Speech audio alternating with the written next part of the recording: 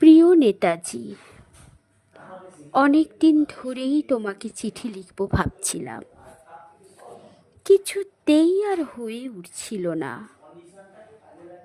আজ কোনো একটা ঘটনার নিরিখে তোমায় চিঠি লিখতে বসলাম। ছেলেবেলার দোতলার ড্রয়িং রুমে তোমার ছবি, জন্মদিনে পেতাম বই, সেখানেও তুমি।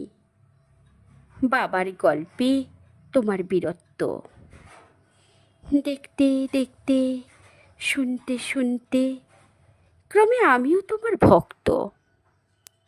বাবা বলতেন ইন্ডিয়ার আর একজন নেতাজির দরকার ছিল। মা গাইতেন বীর সুভাষের মহান দেশ। দাদু বলতেন ছেলেটাকে ওরা শেষ করে দিল। ঠাম্মার চোখে তখন আঁচলের খুঁট। এসবের মধ্যে বড় হওয়া আমিও কেমন একটা ঘোরের মধ্যে থাকতাম। ভাবতাম পারতে, তুমি সব পারতে, যদি আর একবার আমাদের মধ্যে তোমাকে পেতাম। আজ উত্তর 40-এও আমার একই ঘোর, তুমি পারতে।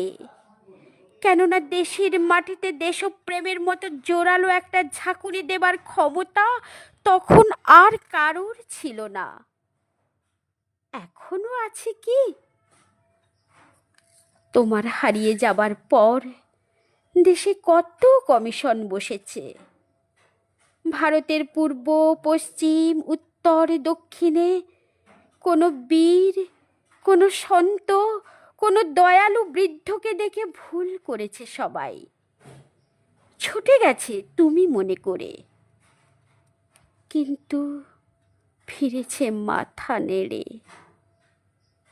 তবু তোমাকে পাবার আশায় বুক বেঁধেছে। তুমি তো শুধু বসু বাড়ির নও, গোটা ভারতবর্ষের মণিকোঠার হীরক, যার আলোক শুদ্ধতা কালোকে সাদা করতে পারে।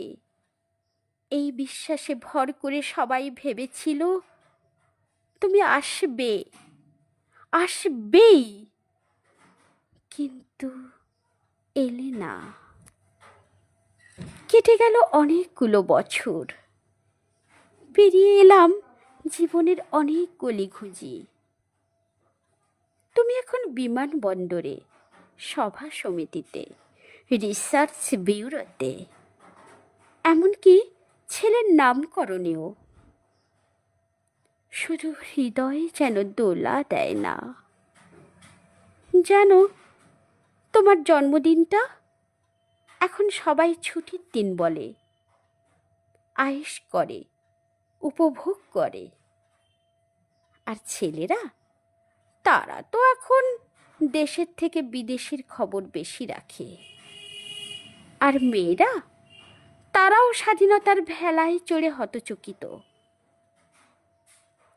শুধু মাটিটা কাঁদে, সেই কান্না যেন ভূমিকম্প, খরা, হেলনিনো, বন্যা হয়ে চারিদিক ভাসিয়ে দেয়। এখনো অভিমান করে শুয়ে থাকবে রেনকোজিতে?